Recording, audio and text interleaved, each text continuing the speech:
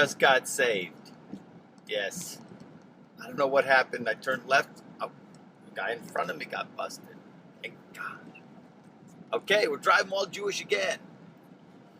This week's Parsha is the Parsha of the spies, where Moses sends the spies into the land of Israel. 10 come back with a bad report, 2 come back and say, with a good report, we can do it. So there's a lot of depth and there's a lot of understandings, but we want to get into the rule of how it is relevant to us in the here and now, because we know the Torah is nitzchi, like the fingers. Where am I now, Scotty? Okay.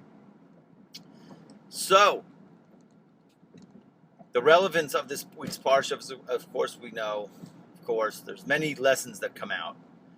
But there's a very important lesson that we have to really focus on and integrate, which is, I'm going to say it in Hebrew first, Shlucho shel Adam kamoso. The messenger of a person is like him, which that means that if I send someone to go do something, he is like an extension of me. If I am a messenger of someone else, I become the extension of that person sending. So, in our narrative of the incident of the spies, Moses sends them, but it says Shelach lecha. Lecha, why does it say send for you, spies? Because it should be on your dot, on your knowledge. They should be messengers of you, Moshe.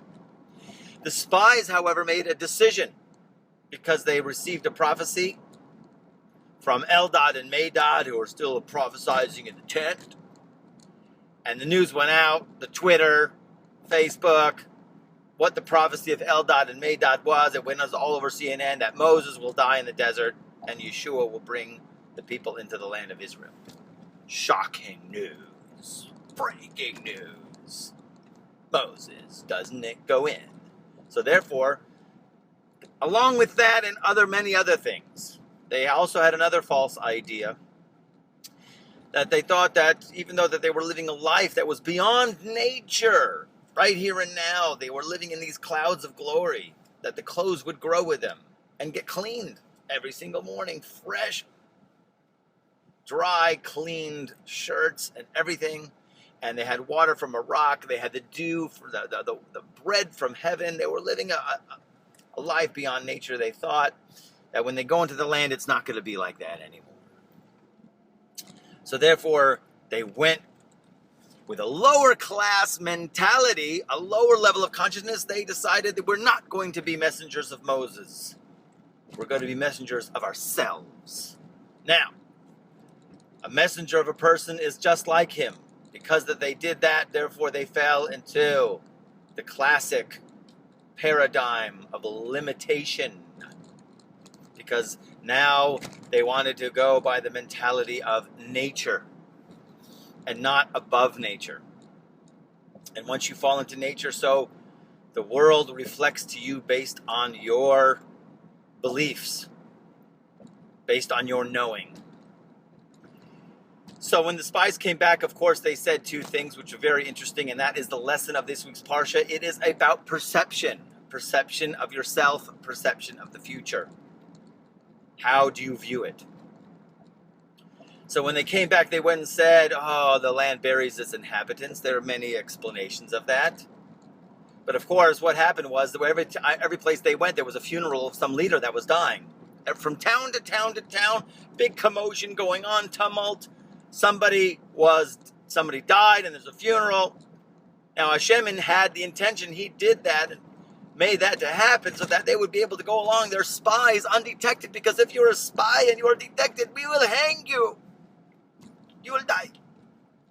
You are a spy. So God was doing a favor, but what was their conclusion, their perception, their misperception was, this place is dangerous. This place is going to bury us. Then the Jewish people must be stopped from going into the land. But Igor, how will we stop them? Right?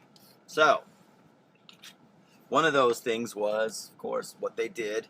And they also came up with the whole idea of, there were giants there. And we felt like grasshoppers, and that's what we were. There was a whole incident. We were in the garden, and they pointed us out, and they say, look, we've got grasshoppers in our garden that look like people. So what happened? So they came back with these stories and these ideas saying it's impossible. According to the laws of nature, impossible. Okay? But the idea once again is perception. Are you a messenger of a grasshopper? Or are you a messenger of Moses? Okay? So they took the role of, we are messengers of grasshoppers. Therefore, we have the experience of a grasshopper. And everybody looks at us as like grasshoppers. Like, I can even use the famous term cockroach. Some people think they're a cockroach. And they're going, I don't understand why people treat me like a cockroach. Everywhere I go, they call me cockroach. It's dependent upon your perception of who you are. Aha! This is where we get to something very deep. You see, we are really messengers who are sent down here on a mission. We are the spies. We're sent down here on a mission. The question is, who are you? Who is your messenger? Do you think it's up to me? Just nature? Or are you a messenger of the Holy Almighty, the divine presence? You are a soul that carved from the infinite. And you are a dignitary, and you have nobility. And this body it's just a garment. Or do you think that you're a garment sent here to do garment kind of stuff? Cockroach, grasshopper kind of stuff.